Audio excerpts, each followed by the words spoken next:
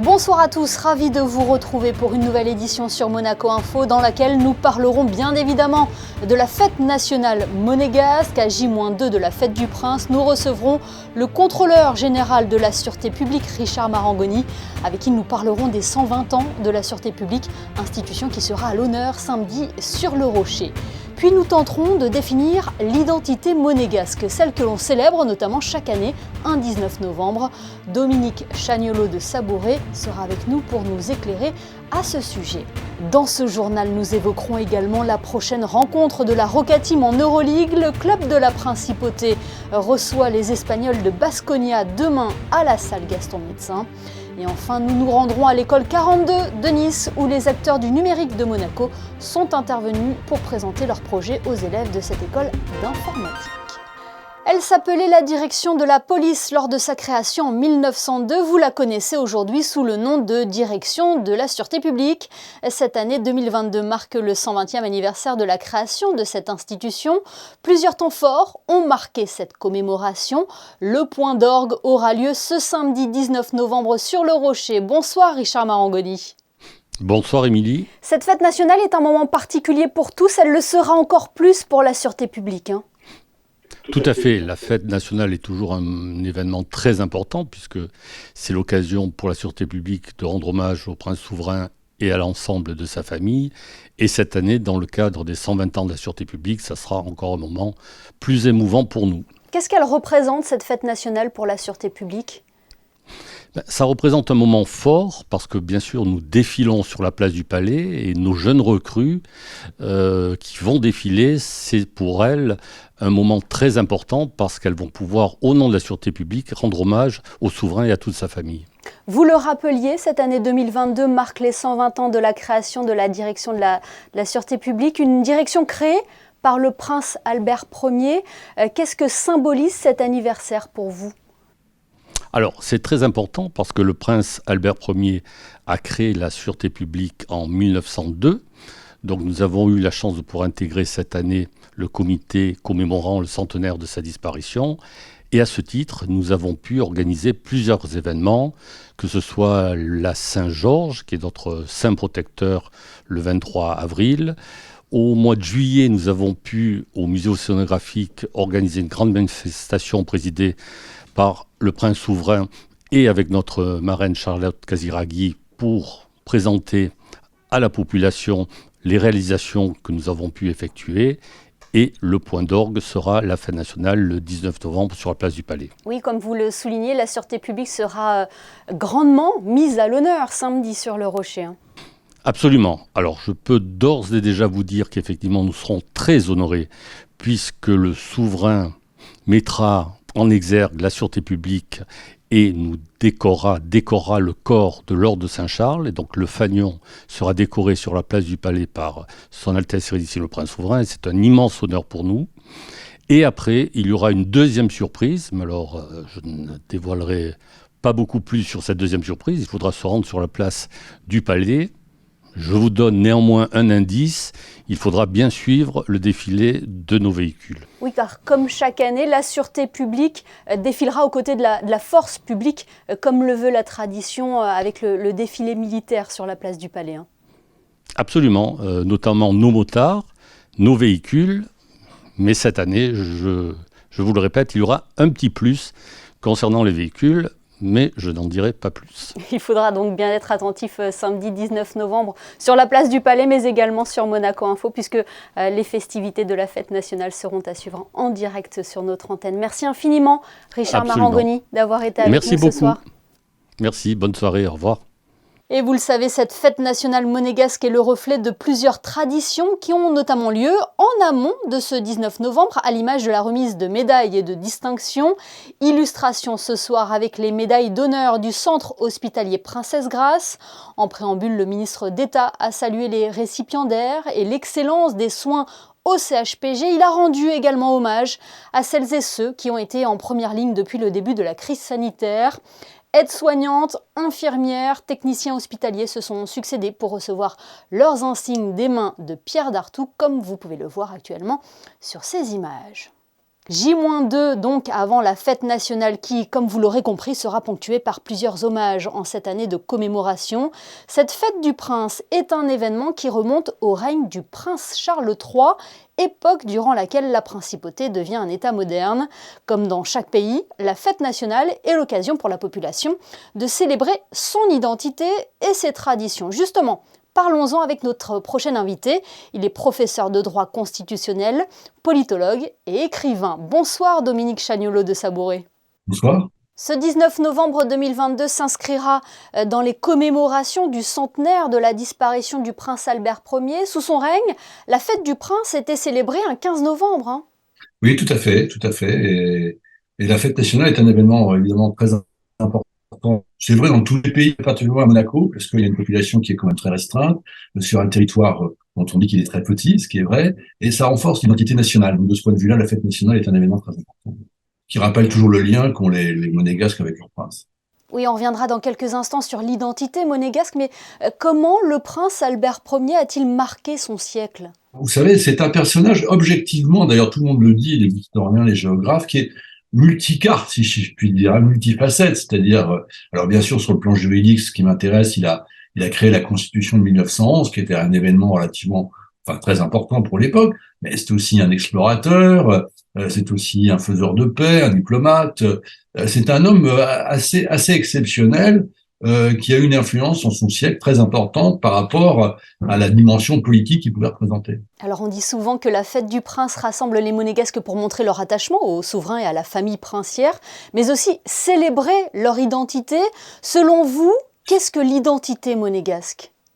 Alors moi, ma thèse depuis longtemps, et je suis pas le seul, mais tout de même, il y a une identité monégasque qui est très forte. Alors évidemment, une identité constitutionnelle, parce que c'est un régime qui est démocratique mais qui n'est pas parlementaire, ce qui est assez rare en Europe, mais surtout une identité culturelle, linguistique,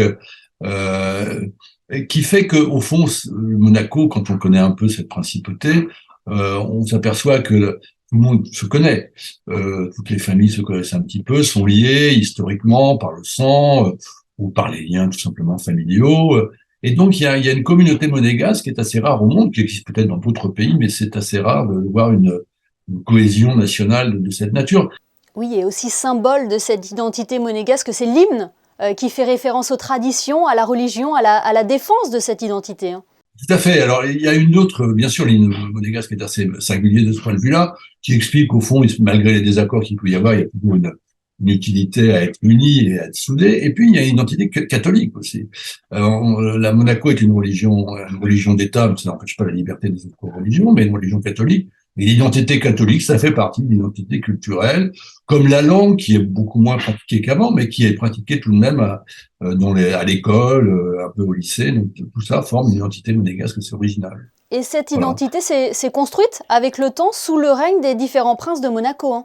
Malgré toutes les difficultés qu'a traversé la principauté, parce que Dieu sait qu'il y en a eu, la Deuxième Guerre mondiale, bien sûr, il y a quelque temps, mais aussi la perte de Menton qui a été considérable, les changements de souverains, tout ça fait qu'aujourd'hui, Monaco demeure un État important, un État souverain lié avec la France, mais un État qui rayonne dans le monde entier, ce qui est assez étonnant. Moi, je vois, quand j'étais au Conseil de l'Europe, ou quand je me promène dans les réunions internationales, ce qui m'est arrivé, on me disait toujours, mais c'est incroyable, que Monaco, c'est tout petit, etc. Et il y a une identité et une puissance, en tout cas un rayonnement, même à l'ONU, qui est quand même assez original. On ne peut pas dire le contraire, je crois, difficilement le contraire. Alors l'identité monégasque, vous l'évoquez dans votre livre « La principauté de Monaco, histoire, identité, pouvoir », deuxième édition parue chez LGDJ, mais pas seulement, Dominique Chagnolot de Sabouret, vous évoquez également la justice par exemple. Oui, la justice, c'est pareil, c'est-à-dire qu'on a une justice qui est totalement séparée du pouvoir politique, ce qui pourrait faire rêver certaines démocraties, avec une composition notamment des instances et du tribunal suprême, qui est un peu la haute cour de Monaco, qui est composée de professeurs, d'avocats honoraires, etc. On rêve en France d'avoir un conseil constitutionnel qui serait composé de professionnels du droit, vous voyez, par exemple. Donc, tout ça fonctionne assez bien. Il y a de temps en temps des difficultés, comme dans toutes les démocraties, dans tous les pays. Mais finalement, je dirais que Monaco retombe toujours sur ses pieds. Et ça marche pourquoi ? Parce que il y a une adhésion très forte des Monégasques au régime et au prince. S'il n'y avait pas cette adhésion de la population, tout partirait à volo, hein. C'est ce ciment, je dirais, national qui fait que ça tient.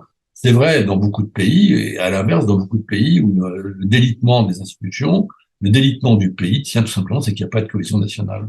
Oui, on en revient à ce sentiment d'appartenance, de famille, hein. Ne serait-ce que sur le plan politique.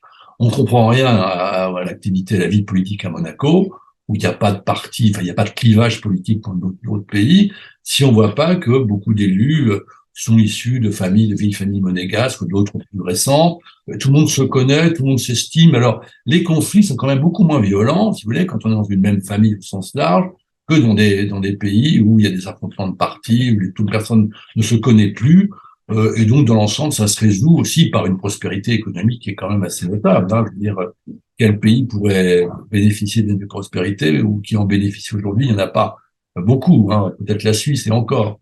Donc, c'est un mélange assez réussi, d'une forme de gouvernement assez originale, d'une justice relativement apaisée, d'une économie assez prospère. Bon, beaucoup de gens rêveraient d'être monégasques, hein. Et c'est donc en famille que les monégasques célébreront ensemble la fête nationale monégasque ce 19 novembre. Merci infiniment d'avoir été avec nous ce soir. Merci, à bientôt. Restons dans les traditions avec une nouvelle remise de médailles, celle de l'éducation physique et des sports qui s'est déroulée aujourd'hui au Stade Louis II. La princesse Charlène y a reçu l'insigne de vermeil des mains de son époux, le prince Albert II. L'engagement d'autres sportifs, entraîneurs ou bénévoles ont également été salués. Nous y reviendrons plus en longueur dans notre édition de demain. Parmi les récipiendaires, on pouvait retrouver Nicolas Chatailly, le président de l'AS Monaco Basket Amateur, et Sacha Obradovic, l'entraîneur de la Roca Team. Et la transition est toute trouvée pour aborder le prochain match à la salle Gaston Médecin. Après une semaine de repos, le club de la Principauté remonte en selle. Demain, il reçoit le club espagnol de Baskonia en Euroleague. Les Monégasques, qui restent sur 2 défaites sur leurs 2 derniers matchs, cherchent avant tout à retrouver le plaisir de la victoire. Plus de détails avec Yannick Debever et Sylvain Péroumal. Une semaine de repos pour des joueurs qui ont l'habitude d'enchaîner les matchs, c'est parfois beaucoup trop. Et surtout, après 2 défaites où la Roca Team n'a pas été à son niveau. C'est mieux d'enchaîner parce que tu as le temps d'y penser pendant une semaine. C'est vrai que c'était même moi le premier ce week-end à penser au match que j'ai fait, ce que je dois apporter plus pour l'équipe, pour essayer de gagner des matchs comme ça. Et je pense que c'est une longue semaine, on en avait besoin. Ce vendredi, c'est la meilleure attaque d'Euroleague qui vient rendre visite aux Monégasques. Emmené par le duo derrière Marcus Howard et Darius Thompson, respectivement 5e meilleur scoreur et 4e meilleur passeur de la Ligue, Baskonia est une des très belles surprises de ce début de saison avec un jeu flamboyant. The goal is to shut some of those guys down, and they're definitely really good offensive team, and our goal is to limit some of those offensive touches that they get. So we're going to try to do our best on defense and try to limit a lot of their stuff. Les Basques ont certes la meilleure attaque, mais ils ont aussi la pire défense d'Euroleague. Côté Roca Team, il va être important de ne pas répéter les mêmes erreurs commises face à Valence et surtout bien faire bouger la balle pour trouver une adresse longue distance qui fuit les Monégasques depuis le début de saison. On a travaillé, c'est vrai qu'à des moments, c'est vrai que des fois, ce match-là, on aurait pu quand même le gagner, même en étant maladroit à 3 points. On a gagné beaucoup de matchs en étant maladroit. C'est plus se focaliser sur la défense que sur l'attaque. Et sur les 2 derniers matchs, on s'est fait un peu moins plaisir. Je pense que ça se voit et je pense que les gens l'ont vu. Hein. On s'est fait moins plaisir à nous de retrouver cette envie de jouer ensemble. Retrouver du plaisir, voilà le maître mot des Roca Boys pour ce match face à Baskonia. Le coup d'envoi de la rencontre sera donné ce vendredi à 19h. Dans le reste de l'actualité, le gouvernement princier a annoncé hier les mesures mises en place par l'État pour maîtriser la consommation énergétique en principauté, mais aussi réduire l'impact de la facture énergétique. Et vous, comment avez-vous accueilli ces mesures ? Eh bien, Vanessa Dessy est allée à votre rencontre pour le savoir. Je trouve que c'est d'être solidaire comme ça, des États entre eux, c'est pas mal, notamment sur les décisions de manière plus générale. Ça montre une certaine implication entre les États. C'est sûr que c'est très important de faire des réductions d'économie d'électricité. Et je confie que Monaco, son Monaco résidente, toujours il prend des bonnes idées, des bonnes initiatives. Pour la santé d'abord, l'hiver il fait très très très froid. Donc mais pensez, il faut l'électricité pour tout le monde. Voilà. Mais c'est très bien, en fait. En tout cas, il faut s'y mettre, hein. Il n'y a pas de souci avec ça. Et c'est super, c'est une bonne initiative. C'est forcément bien. Je pense qu'après, c'est vrai qu'il y a des bâtiments publics ou des choses comme ça qui peuvent être sûrement éteints la nuit, qui ne servent à rien. À mon avis, c'est bien. Après, qu'on puisse garder l'énergie pour la journée et aussi pouvoir chauffer les gens, oui, ça me paraît une bonne décision. Oui. Oui, les commerces qui sont d'ailleurs invités à éteindre leurs enseignes dès 23h pour participer à cette sobriété énergétique. Retrouvez toutes les mesures annoncées hier à ce sujet sur le site officiel du gouvernement. Dans un tout autre domaine, des acteurs du numérique de la Principauté étaient les invités de l'école 42 hier à Nice. L'opportunité pour les élèves de cette école d'informatique de découvrir les projets menés sur la Côte d'Azur et à Monaco, et ce en lien avec leur formation. Le reportage sur place de Yannick Debevert et Sylvain Péroumal. Monaco, principal acteur du numérique sur la Côte d'Azur. C'est ainsi qu'a été présentée la Principauté aux étudiants de l'école d'informatique 40 de Nice. Parti du constat que ces élèves ne connaissaient pas forcément le tissu économique tech de la région sud, 40 de Nice a mis en place un cycle de conférences Tech Talk and the City pour faire connaître les acteurs du numérique sur la Côte d'Azur. Et ce premier épisode était consacré à Monaco. Il y a une certaine image de la Principauté qui existe, qu'on revendique, mais aussi c'est montrer les savoir-faire techniques, technologiques, les secteurs d'activité de la Principauté, les entreprises technologiques qui travaillent sur le numérique, dans le secteur du numérique en Principauté, et faire savoir effectivement ce qu'est l'économie de la Principauté. Ça nous permet de voir à peu près tous les domaines de l'informatique qu'on peut y avoir à Monaco. Si moi, plus tard, par exemple, je voudrais travailler là-bas ou trouver un stage ou me spécialiser tout simplement et intégrer un de ces domaines. L'école 42 est une référence en France. Élue meilleure école d'informatique en 2020, elle a ouvert un nouveau campus à Nice en 2021. Le développement du numérique ne cesse de s'accroître en Principauté et pour cette raison, elle est de plus en plus attrayante pour les jeunes diplômés. Aujourd'hui, le numérique est vraiment partout. Le dispositif Extended Monaco a été mis en place justement pour donner cette image du numérique dans tous les niveaux de la société à Monaco, que ce soit le domaine de l'éducation, de la santé, le soutien aux entreprises. Le fonds bleu qui a été mis en place par le gouvernement monégasque s'appuie sur Extended Monaco. Tout ça, c'est une chaîne du numérique qui est valorisée en Principauté, qu'il faut faire connaître et pour lesquels on recherche aussi des talents et faire savoir que la Principauté, pour des étudiants de 40 de Nice, peut être un point sur lequel ils peuvent venir travailler. Après la présentation d'entreprises, de projets et autres chiffres clés de l'économie digitale, les élèves ont pu échanger avec les intervenants pour rendre encore un peu plus concrète leur formation. Un mot à présent sur cette séance de dédicace à la librairie L'Alphabet rue de Millau. Frédéric Pichon y présentait son dernier polar, Errance assassine d'un blanc gâché, paru chez Yellow, une maison d'édition basée à Monaco. Si vous êtes au collège Charles III, le visage de Frédéric Pichon vous dit peut-être quelque chose puisqu'il y dispense des ateliers d'écriture pour permettre aux élèves d'écrire un livre collectif. L'ouvrage est disponible dans toutes les bonnes librairies. Lundi prochain débutera la semaine européenne de réduction des déchets. La Principauté se mobilise une nouvelle fois pour cette édition qui aura pour thème les textiles circulaires et durables. Plusieurs temps forts ponctueront cette semaine. Sachez que la direction de l'environnement lance une collecte de sous-vêtements propres afin qu'ils soient réutilisés selon l'état ou transformés ou bien recyclés.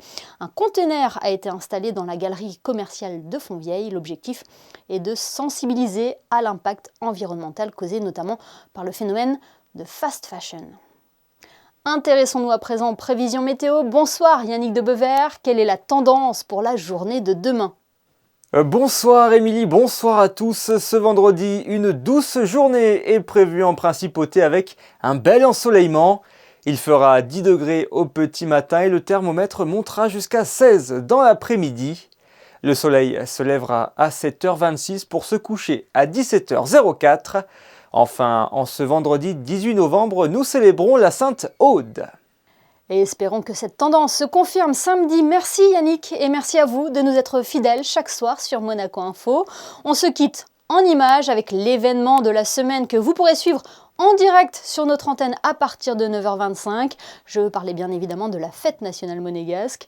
Michael Alési vous partage ces clichés pris ce matin lors des répétitions de l'orchestre des Carabiniers du Prince sur la place du Palais. Excellente soirée à tous et à demain sur Monaco Info.